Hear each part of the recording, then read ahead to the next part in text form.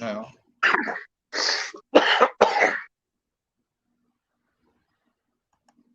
What is going on YouTube and Facebook? This is another edition of 717 Sports Chat Live with your host Marcus J. Today I got my longtime friend and one of my other partners in crimes, Courtney Morton, on the show with me today. And we are going to be covering Sunday's NBA 2-game slate between Game 4 of the Nets and the Bucks. It actually just started now at about 3:15, 3:20 tip-off time. And then later on we got Game 4 of the Suns versus the Nuggets. The Nets lead this series between the Bucks 2-1, and the Suns lead the respective series against the Nuggets 3-0. It's worth to note that the last game the Bucks did steal. It was a very ugly, old school type of game. In this day and age in the NBA, you're used to teams scoring 115, 120 plus points. This game was an 86-83 win by the Bucks. Neither team eclipsed 90 points. The Bucks did a really, really good job defensively in this game, shutting down KD, shutting down Kyrie, but as well as the other guys. They're going to need a lot more of that today, especially on Jeff Green is back in the lineup for the Nets. Anybody knows Jeff Green. He's a really solid veteran. He can go off for anywhere between 10 to 20 points in a given night, and he can just contribute in other areas as well. But my main issue with the Bucks throughout this series and just throughout just the Bucks in general, I've always felt they were a soft team. Anytime a team, puts pressure on them, they kind of fold. The last game, they kind of did show some resiliency and showed that they have some defensive tactics themselves that they can play rough. They can play rough and tumble, which I didn't think they had that in them. So they're definitely going to need a lot more of that today. How do you see this game playing out? Oh, I see this as another grind fest. Because without Harden being in the lineup, so when's the last time Jeff Green got in the playoffs, actually put up minutes or actually scored? So you got to take that. He actually was in the playoffs last year with Houston. Oh. Yeah, but they didn't really, obviously go far. Yeah, that's what I mean. Yeah, exactly. Yeah, if you're relying on KD and Kyrie to put up your points, that's cool. That's worth it. I would too. But you're going to have Joe Harris dropping 3 points on everybody. And they're going to have to make sure they get back because, Giannis gets that board, he's going to take it the whole court. Facts. So, like I said, the game already started. So what are your Bucks keys to victory? For me, the Bucks keys to victory is they need not only Giannis. I mean, everybody knows Giannis is, the main guy. But to me, Chris Middleton needs to have another game like he did the other night. He had 35 points, 13 rebounds. Another guy, Drew Holiday, he has had a rough series. He needs to step up. So the guys around Giannis need to step up. I think Giannis, though, if they're going to really win this game, I think Giannis needs to go off for a patented Giannis performance, 35, maybe 10 boards, maybe about a good 7-8 assists. What do you think the Bucks' keys to victory are?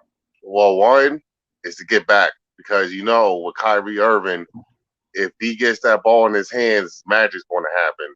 2, defense. Yes. Defense. They had to play the same defense they played. That's not a night ago. They got to play it again because without it, it's going to be just a slugfest. They don't got it like that. They don't got scores.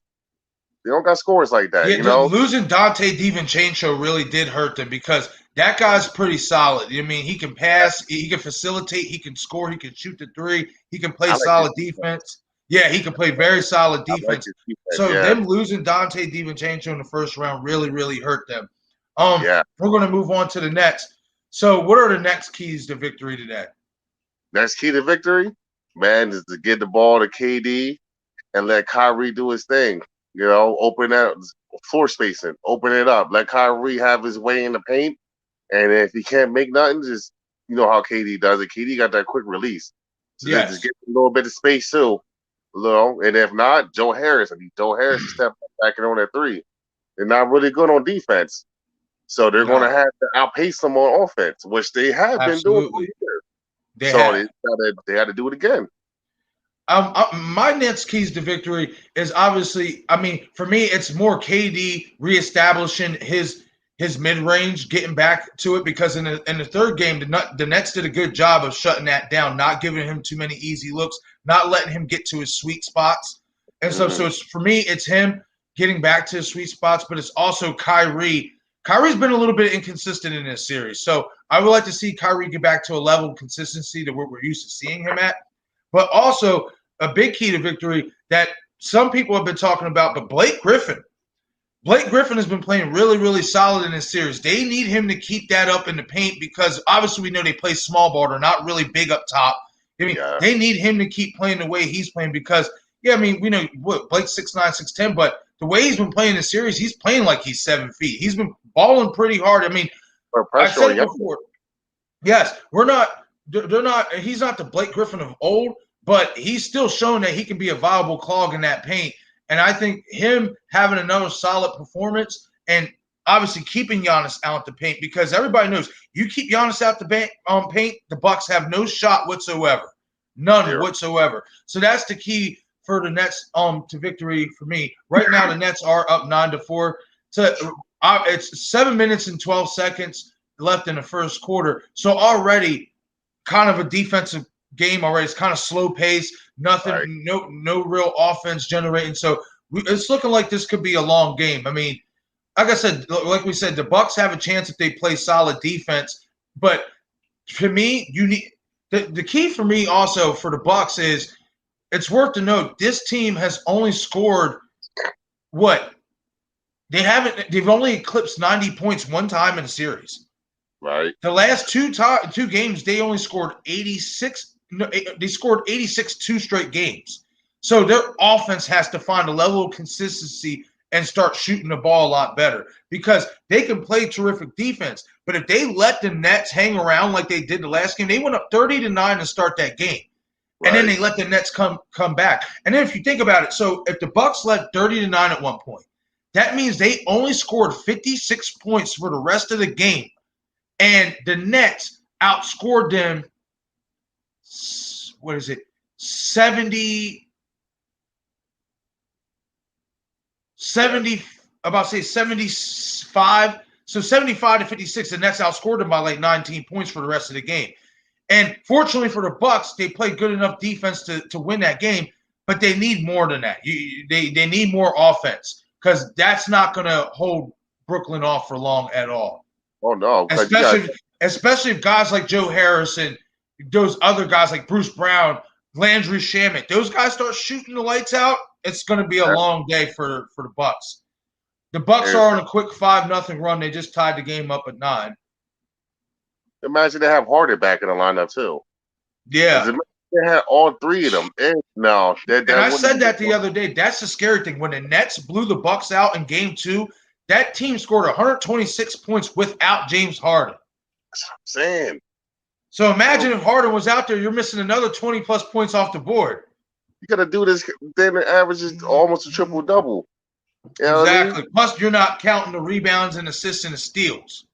That's what I'm saying. He's do all. Like even though people had to hate on Harden, always give it to him. Man, the man puts his team on his back and so let's go get this dub. Oh, they can. Nobody can really hate on James Harden. No, that guy is the thing I really respect about him. He consistently plays 40-plus minutes a game. Yeah, he barely sits.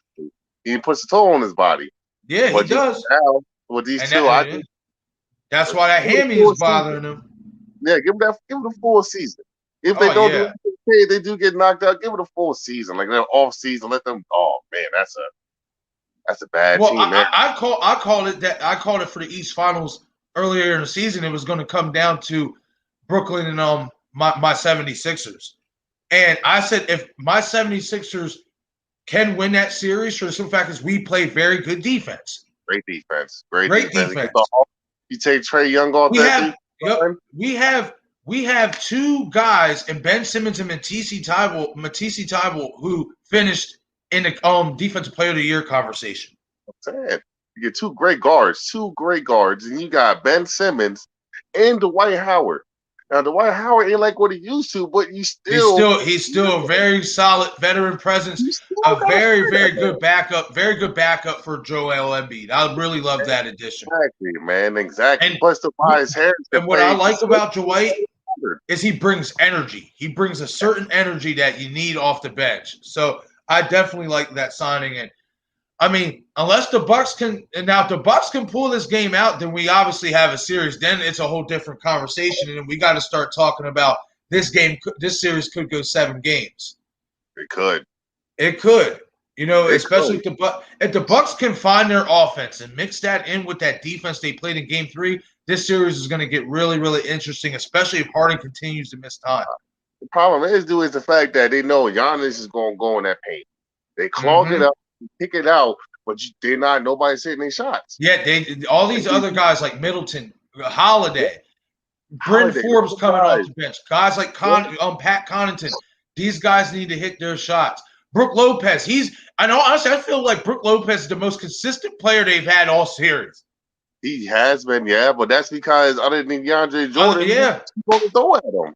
Yeah, that's true. Yeah, Brooklyn plays small ball. Yeah, DeAndre Jordan's going to go out there. And that's another advantage I give the 76ers if they do end up playing the Nets is that they don't have nobody to stop Joel. No, God, no. Oh, no. Lord. Nobody. Even Dwight Howard. Come on. Nobody. I do like, but nah, you can't stop Dwight Howard, bro. That man, if he really wants to, he's going to bully. He's like, if he wants to play bully ball, he'll still play bully ball. Can't make a free throw for lick, but throw that ball down to him. Yeah, neither can Ben Simmons. Ben Simmons can't make a 3-pointer either. At least not in the real game. Not in the real game, should I say. I'm just to the point with him. I don't even just give a damn if you make the shot. Just shoot the fucking thing. Because if you shoot it, even if you shoot it, that keeps the other team aware, okay, he's going to still take that shot. So now that opens everything up. But that's what Giannis is doing. That's what Giannis is doing, but he hasn't been hit. I think he was 1 for 8 the series, 1 for 8 for 3 points. No, I have the interesting stat right here for this series. Outside of the paint, Giannis Antetokounmpo is 13 of 54 from outside of the paint. From inside of the paint, his field goal percentage, his field goals is 61 of 96. I mean, that's still they putting the clamps down on him, but you know what I mean? That's still a high percentage. Yeah. And that's just the inside, though. The outside, 13 of 54. That's terrible. That's 27.5% shooting. I know. That's like Luka from the fucking 3-point line this season. 33%. Oh, come on, bro. You can't be a superstar. He's going to get better, though. I know. He's going to get better. He's doing too much, man. He's doing too much. He is. And Porzingis isn't the answer. He's talking about him going to the Wizards. Yeah, I see that. I see that they're talking about that. That's interesting. I think that would be a nice addition for Washington if they can keep Bradley Beal around with Russ. Why? Because Russ already talking shit about it. What do you mean? He said, you not hear what he said? He said, Porzingis got y'all food. He said, you're put a wool over your eye. He's been said that about Porzingis. I don't think he wants to play with that man. Well, then now that you say that, then I don't see that happening. If that trade does happen, I can see Russ trying to force his way out of DC. Oh yeah, he don't want to be here. He don't want to play with him, bro. Porzingis needs to go somewhere. It would go to Atlanta. I hate to say it, but go to Atlanta. He could play. He could play. I mean, he could play the 4. He could play the 4. Yeah, he could play the 4 because I wouldn't trade Capella for him. Oh God, no. But John Collins is saying though, if I'm correct, did he sign? I would trade John. I would make that trade. I would trade. Did John Collins resign or is he leaving this year? I didn't know he resigned. He's probably going to leave. He's been having problems with that organization all year, so I can see him being up out of there. They got too many pieces there, anyways, man. Too many young pieces there, man. Yeah, they do. I like Bogdanovich on that team. Yeah. Yeah, he is a beast there. All right, so what is your final score tally for this game? What do you have? Who do you predict winning this game, and what is your score spread? I predict the Knicks put it together. I predict that even though they're going to be terrible on defense, their offense is just going to be too much for them to handle. I predict the Nets at least go above 90. I want to say 92 to 86. So we got another somewhat slow-paced, low-scoring game, but the Nets are going to be the ones that eclipse 90. You really don't think the Bucks offense is going to get hot at that point, do you? It's if you they got to show you. They got to show you something. Yeah, they got to show you something. Yeah, he's always been like that in the playoffs. I mean, yeah, that's true. Have games, but it's not. Giannis too. But they had experience really in the playoffs. Yeah, you got Kyrie and Kevin Durant who both been to finals. You know what I mean? That's true. Final games, so they got experience. And that's worth to mention. Drew Holiday don't really have playoff experience neither. Oh, yeah. Exactly. So I don't think I think that inexperience is going to show itself, even if it does go to game 7. I think the inexperience is going to show itself because once Harden gets back, there's now they got to worry about 2, then 3. And I hate to sound so rude about it. I just don't think the Bucks ever had it to begin with. And and in all honesty, everybody knows this in the NBA world. Budenhauser's on the clock. They lose this series, he's out of there. Yeah. He's out of there. There's no way in 3 years you had your guy had the you had 2 reigning MVPs with your guy. You guys had the number 1 seed for 2 straight years. You got bounced in the playoffs, and then you're about to get bounced now if you lose this series. You're a lower seed now. And you're a number 3 seed. These teams that were below you are only getting better. I've been saying this. The East is getting good. The East is starting to get good, man. I'm loving it, man, because I'm sorry of the West always looking. You know who's going to be really good next year, especially if they can add some veteran pieces? Charlotte. Yeah. Charlotte. Yeah, that's a young team. Charlotte's going to be really good if they can add some good veteran bench pieces around to develop that young core. Somebody in the paint. Hey, maybe Porzingis can go there. That's interesting. That is a. I just don't think Kristaps Porzingis honestly wants to play basketball. I don't either, bro. I've seen his injuries, bro. Between his 2 legs alone, he's had to fight up a lot of injuries in his young career. Yeah, a lot of them. It's like Brandon Roy.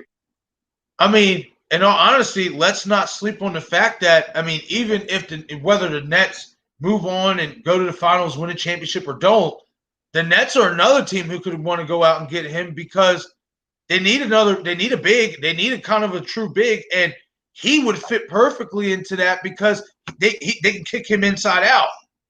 They got too much cap, man. You already signed this extension with us already. That's true. Yeah, that's way too much between the big 3 alone. Yeah, that's true. Yeah, that's right. They gave up too much draft capital. And they did. They gave up all that shit with Karis LeVert. And you know what? But you know what? Yeah. I like this one better than the original one for the Celtics all them years ago. Remember when they first started building big 3? How was that turn? Terrible. That's true. I like this one better. The Nets try to build a super team with all the old washed up pieces from the Nets. I mean, from the Celtics. What a former player as a coach. Now look at it. Now they did the same thing with a former player as a coach. But they got 3 legit fucking superstars in their primes, not washed up, not on their way out the NBA that can't really move with these young guys anymore. They did it. They did it the right way this time, and they had the draft capital and already some young players to back that up. Like Karis LeVert is really good. Yeah, I like Karis LeVert. We went to Indiana, right? Yeah. They could be a team next year. I can see going. Jared Allen for Cleveland. He's about to sign a max contract for Cleveland. I don't know, man. I feel bad for him. I don't think he's going to stay there. I was going to say, I don't think he's going to stay there. You don't think so? No, I think he might go to sunnier. I mean, he might go to the sunny side. He might go somewhere either in the Clipper land. Might end up over in Golden State. I think he's going to go somewhere they're going to need a big. Hell. I'm hearing rumors. I am hearing rumors that the Warriors are open to shipping James Wiseman. He's still a project, man. He hasn't accepted as they want him to be. Yeah, and you know this. They want to win now. Yeah. They want to while they still have Steph, after the year Steph just had, there's no doubt that Steve Kerr is going to try to get as many more pieces when Clay comes back to make another run for some titles. Exactly. Because Steph still got it. Yeah, he definitely does. Definitely does. I can see him playing he can pull a Chris Paul. I can see him pulling a Chris Paul. What fears me with that is his knees. Well, Chris Paul, man, his whole upper body, man. Come on, man. Chris but Paul, we both know it's a little bit different in your knee and your legs than it is the upper. Yeah, plus they both play a different style too. Mm-hmm. That's just what scares me. And even with Clay coming back, Clay's not going to be the same defender he once was. Oh no, I don't think. I mean, no, coming he's off not 2 gonna be able to ACLs move. like that, Yeah, he's not gonna be able to move. no. Yeah, yeah. I mean, I don't know. He could be. Derrick Rose is still, Yeah, Derrick Rose is, but he's an anomaly. and He's just he's a once in a lifetime player, honestly. Like, you don't see guys like Derrick Rose come back often. A guy who had, in his early years, was considered like one of the next guys to lead us into the next generation for the next 10 years, all to have it stripped away from him because of injuries, all to come back and have a resurgent. And like, it's just incredible what Derrick Rose has been able to do. Nobody has really been able. I can't recall. He can still play 35 minutes plus. Even Yeah. when he said, "Yo, put me out there for 40 minutes." He did. You seen it in that series against the Hawks when the Yeah. Knicks decided to finally unleash him. He was putting up 20 plus a game. Exactly. He was their most consistent player. Exactly. And now I'm hearing rumors that he's going to. The Lakers are going to try to get him. That would be a good move for him, but I don't want it to happen. But it would be a good move. Yeah, I can see because I can see them using Schroeder and Kuzma as trade bait. They should have just kept Rondo. They should have kept Rondo, Howard, and McGee. Yeah. Well, McGee ain't do nothing since he left there. So, but just this overall size, bro. Yeah, the bench. They were too big, bro. Yeah, they were too big for everybody. That's why they beat up on Miami. Yeah, that's why. Yeah, exactly. But they were too big for a lot of teams, and especially when we know this game ain't played like it used to be. That's a pretty good advantage. Yeah, having 3 quality big men coming, 2. Hell yeah. And then you can kick. The crazy thing is you can kick AD to the 4 and then slide one of them next to him. Exactly. Because he doesn't want to play the 5. He already said he doesn't like playing the 5. Instead, they went and got Marc Gasol, who can't move anymore, and Drummond, who can't really move neither. Remember when they went and got themselves an old Karl Malone in the glove? Same move. The bitch about it is they still made the finals that year, but they still had Shaq and Kobe. They had a team, man. That team was crazy. But listen, as long as you had Kobe, hold on, you were always in it. Who else did they have? They had some other players. They still had Rick Fox. Yep. They still had if they had all their core. I'm pretty sure Robert Horry didn't leave there. He was still there. I would have to look it up then. That team was stacked.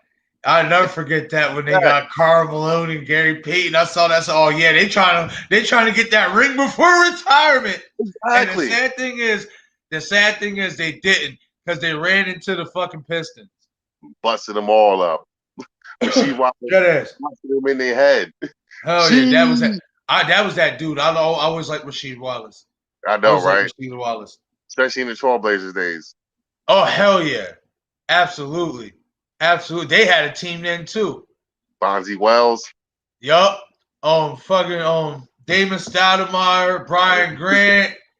Who was my boy? Walt Williams. The 3. Yeah. Walt Williams. Yeah. Walt Williams, that was my boy. I ain't even go. Every time he hit a 3, he just go to court. I was somebody about old school Mike Miller when he first came in the league. Yeah, Mike Miller was nice. The Grizzlies wasn't that good then. No. People forget Mike Miller was a consistent 15 to 18 point scorer. Rookie of the year. And he could hit the 3. He was rookie of the year. Yeah, that is true. I forgot he was rookie of the year. Yeah, he was nice at Florida too. Yeah, he was. He was nice at Florida. That's what I knew about Mike Miller because of watching college basketball. His shot, man. Even back then, it's not even college basketball ain't the same like it used to be. Oh no, man! I just love how he hit his shot, how he walks away, all gender like, all old shit, and his hands like this. The good old Tim Duncan. Oh, the general. See, and let me tell you, I was thinking about that the other day. I said the Spurs, they tried to do that with LaMarcus Aldridge, and it didn't work out. No, I was thinking that too. Yeah, they tried to bring him back. They tried to put it back together, but LaMarcus Aldridge, man, I feel bad. They should. What went wrong for the Spurs is when Kawhi left. Yeah, he wasted his prime, man. He wasted his prime down there. If he would have stayed in San Antonio, I think they could have got another ring or two with Kawhi. Yeah, They could have. and they kept them both together. Yeah, they could have. They definitely could have. All right, we're gonna move on now to the second game of today's NBA slate. The Phoenix Suns against the Denver Nuggets.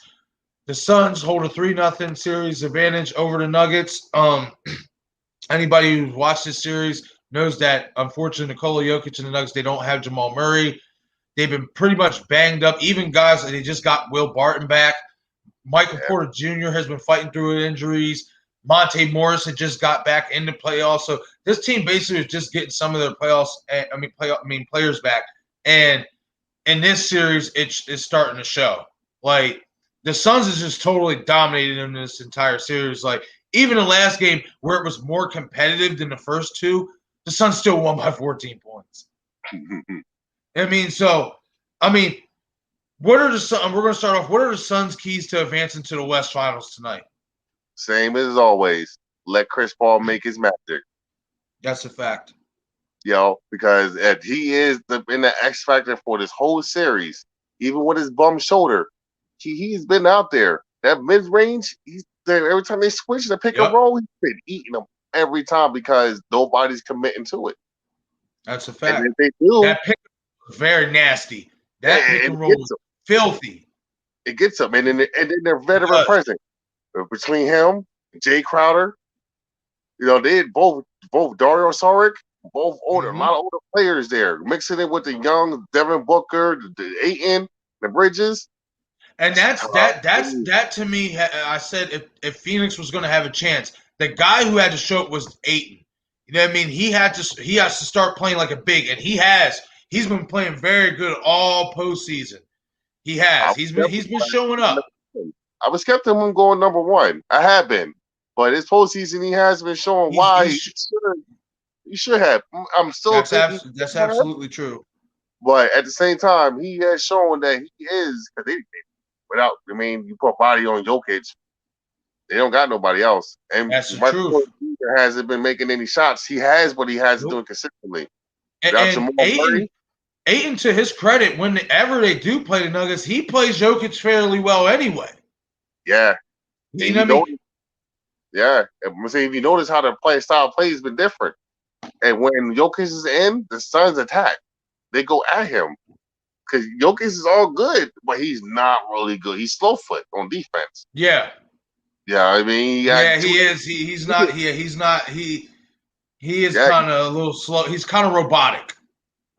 Yeah, he is. Yeah, he is. So they've been attacking that paint, and then when he's out there, man, they still do it. And then that whole pick and roll mid range every time. I think for me, the Suns' keys to advancing is also guys like Mikal Bridges and Jay Crowder continue to make their shots. Like, Mikal Bridges has definitely showed up in this series. I mean, I thought he had an okay first round, but in this series, he's showed up a little bit more. You know what I mean? Especially in that second game, he was on fire. Yeah.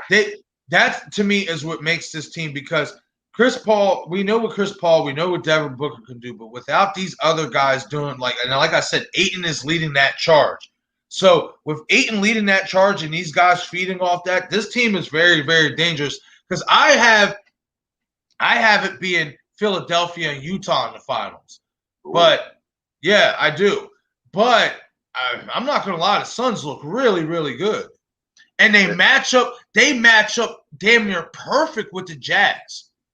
If the Suns win tonight, I'm going to tell you, they're going to make it to the finals. That's all that rest is going to happen. Yeah, that's all that time let Chris Paul let his shoulder heal more and more. That's dangerous Chris Paul. And see, and I'm sitting here not thinking about the Clippers too. And see, the thing is, the Clippers could still beat the Jazz, because I said it the other day. We can't count the Clippers out, because the Clippers have already been out. I said this: the Clippers are the most dangerous team in the playoffs right now, for the simple fact is they've been down 2 already. They've been down 3-2. They already have had their backs against the wall to where everybody else has been kind of coasting. So, and just like last night, the Clippers won. Yeah. So, yeah, and it came down to their star wasn't clicking and their pieces around them wasn't doing anything. Exactly. So, I still got Utah winning that series, but now it's a little bit more interesting with LA stealing a win. But I'm just looking at it from a matchup standpoint because I think Phoenix and Utah, they just match up so well because you got Ayton and Gobert, then you got Mitchell and Booker, then you got CP3 and Mike Conley. And when he comes back, that's going to be the matchup right there because those two are the two best of this generation as pure point guard. And being a pure point guard, those are the two best pure point guards of their era. Yes, that is true. That is true. That's going to be fun. Watching that series. That's why I'm in so many ways I kind of am hoping Utah wins because I do feel like Phoenix is going to win this game tonight, or even if they don't, they're going to still win the series against Denver. And I really would like to see that because they match up so perfectly. And then when you think about like Crowder and Bridges, then Utah's got Bogdanovich and Ingles as well. And to where Phoenix off the bench got Cam Payne, Utah got Jordan Clarkson. So like this is a really good matchup if that's how this plays out to where if it's Utah and Phoenix. We got one player. Phoenix also got Cam Johnson. About Cam Johnson. Yeah, he's okay. He's pretty decent. They don't give him enough run. No, but the thing is, if Phoenix goes up against Utah, Phoenix is going to outrun Utah. Oh man, they going to outrun them. You kind of got point because Phoenix is a little bit more fluid. Utah is a little bit more slow ball. You know what I mean? Grind. Mike Conley's type of ball. He's that grind. They're both him and. But see, why I feel like it does match up a little bit better though is because the thing is both teams kind of play defense. Like, so the fact that they play defense could slow that series, could slow them games up. You know what I mean? The fact that they both play defense, man. That's gonna if that's the matchup, if it's Utah and Phoenix, that's gonna be one of the better Western Conference Finals matchups we've seen in a while. That's something I want to see, man. Two teams that haven't been in there. They haven't been there. You know what I mean? That's why I don't want to see the Clippers. Like, you know what I mean? I don't want to see a team like LA. It's still a LA. It's still a big market team. I know, and they beat us, but at the same time, bro, it's the Clippers, man. They've been in the shadow of the Lakers for so long. True. They've been in the basement. But I also like to, you know what? We keep forgetting that Clippers that revenge for Chris Paul. You know, because if you can get them Suns past them Clippers, I mean, need more than anything to him. I guarantee. Because the Clippers basically gave up on Lob City. Exactly, real quick. Yeah, the organization gave up on Lob City. Yeah, and then when you think about it, or whatever, this is kind of like the Chris Paul revenge tour anyway. In this playoffs, you know what I mean? Did you think that Chris Paul will last longer than LeBron James? Yeah, my brother's here to pick up this dog, yo. All right. So I'm gonna have to get off of here, my man. I'm gonna be back on. It's gonna take like 10 minutes. You gonna be on still? Yeah, I'm gonna be on. I'll keep it on. All right, I'm gonna give me like 10 minutes. I gotta get the cage in. All right, bro. See you later, guys. Be back in 10. All right, then Courtney will be back in about 10 minutes. But I'm gonna finish this off with the Suns' keys to advancing in the West Finals, like we just talked about. Just keep doing what they're doing, playing tough, stout defense. Keep hitting their shots. CP3 doing what he's doing, assisting, scoring in the mid-range, setting the tone for the entire team. Devin Booker hitting his shots, just doing what they've done the entire series. So now I'm going to move on to the Nuggets' keys to avoiding elimination. Well, it's just point blank obvious. The Nuggets have to somehow find a way for everybody around Nikola Jokic to play better in shots. He needs all the help he can get. He's going to basically need almost 3 or 4 players maybe to hit double figures, high double figures tonight to have a chance. For the Nuggets to have a chance to avoid elimination. Other than that, they're going to get eliminated tonight. And I see that's what's going to happen. I have the Suns winning this game 124 to 107. I feel like it's going to be another double-digit lead because Denver I just don't feel like they have any answer for what Phoenix is doing. That pick and roll is ridiculous. the way they set traps and set up their offense, and then we know what they do on the defensive end.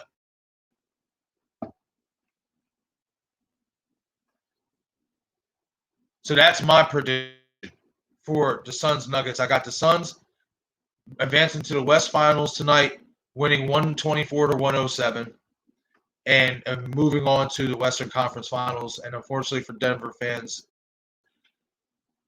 a semifinal playoff exit. And right now we have the Milwaukee Bucks and Brooklyn Nets playing. That game started at 3:15, 3:20 tip-off time. And the Milwaukee Bucks just took a 1-point lead. It's 8:10 seconds left in the second quarter, and the Nets just took a timeout.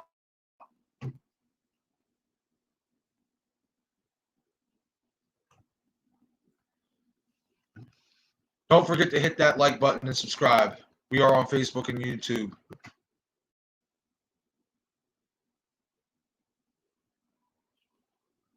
Hit the comment section as well and let me know what you guys think about today's games, and let me know what you guys think each team needs to do to win, and etc. I just want to know what you guys think. Hear you guys' opinion and who you guys got winning, and give me a score spread. Once again, this is 717 Sports Chat Live.